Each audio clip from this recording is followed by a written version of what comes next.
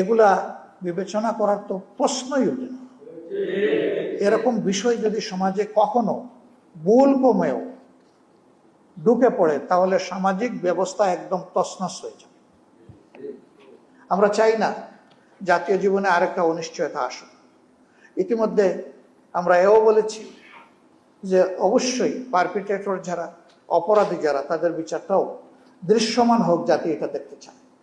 এই স্বল্প সময়ে সব বিচার করা সম্ভব নয়, এটি আমরাও বুঝি, কিন্তু কিছু বিচার তো করতে হবে জাতির মনে আস্থা তৈরির জন্য।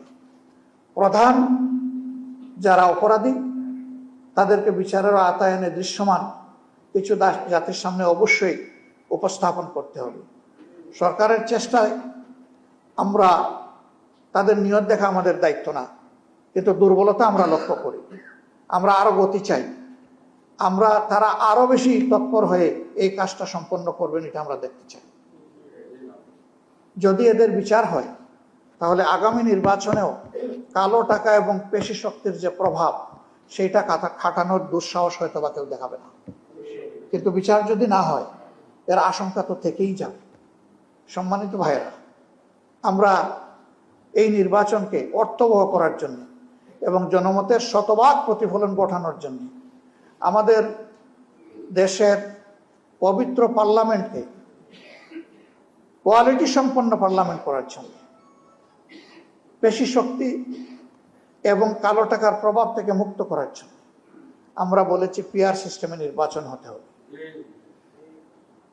বিশ্বের 62 দেশ এটা অনুসরণ করে এবং বেশিরভাগ দেশ হচ্ছে উন্নত দেশ বলে যারা পরিচিত, তারা সুফল পেয়েছে। এটা যারা একবার শুরু করেছে তারা আর বাদ দেয়নি। আমরা ট্রেডিশনাল নির্বাচন পদ্ধতি দেখে আসছি, তার মাধ্যমে সংসদের ভিতরে আইন প্রণেতা হিসাবে এমন ব্যক্তিরাও যান, আমি তাদের প্রতি শ্রদ্ধা রেখেই বলতে পারি, মেয়ের লেখা স্ক্রিপ্টও যারা পড়তে পারেন না তারাও সেখানে ঢুকেন সংসদ সদস্য হিসাবে। তারা কি আইন রচনা করে বাংলাদেশের মানুষকে দিবেন?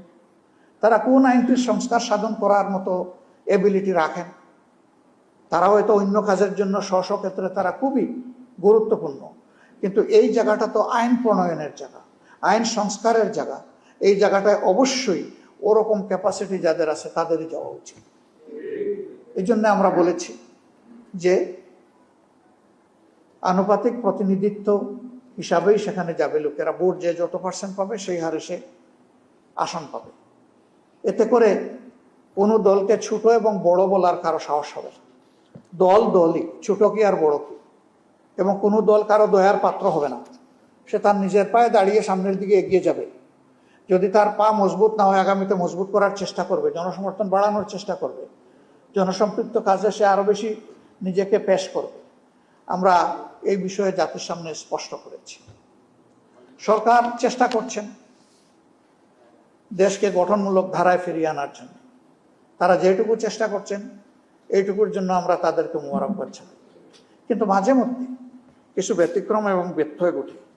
সেই ব্যতিক্রম ব্যত্যয়গুলো আমরা দুর্ভাগ্যজনকভাবে লক্ষ্য করি। আপনারা দেখেছেন যে এরকম কিছু কিছু বিষয় আমাদেরকে মুখ খুলতে হয়েছে, প্রতিবাদ জানাতে হয়েছে। অতি সম্প্রতি নারী বিষয়ক সংস্কার কমিটি নামে একটা কমিটি প্রধান উপদেষ্টা বরাবরে তাদের সুপারিশমালা সাবমিট করেছে। আমরা বিস্মিত হয়েছি। আমাদের বিদ্যমান কালচার, তাহজিব, তামাদ্দুন এর সম্পূর্ণ বিপক্ষে গিয়ে তারা কিছু সুপারিশমালা এনেছেন। এগুলা বিবেচনা করার তো প্রশ্নই ওঠে না। এরকম বিষয় যদি সমাজে কখনো ভুল কমেও ঢুকে পড়ে তাহলে সামাজিক ব্যবস্থা একদম তছনছ হয়ে যাবে। আমাদের একটা পারিবারিক সুন্দর ব্যবস্থা আছে, সেই ব্যবস্থায় চরম আঘাত আসবে। শুধু তাই নয়, তাদের কিছু কিছু সুপারিশ আল্লাহর বিধানের বিপক্ষে দাঁড়িয়ে তারা পেশ করেছে। তাদের এই সুপারিশ গ্রহণ করলে কোরআন পরিবর্তন হয়ে যাবে, অথচ আল্লাহ তাআলা কোরআন নাজিল করে বলেছেন, নাজিল করেছি আমি, রক্ষাও করব আমি। এখানে একটা হরফ নোক্তাও কেউ পরিবর্তন করার দুঃসাহস যেন না দেখায়। গাজী গ্যাস স্টোভ, রান্নায় আনে শিল্পের ছোঁয়া। আমরা ওই রিপোর্ট প্রত্যাখ্যান করিনি, আমরা ওই কমিটিকে প্রত্যাখ্যান করেছি।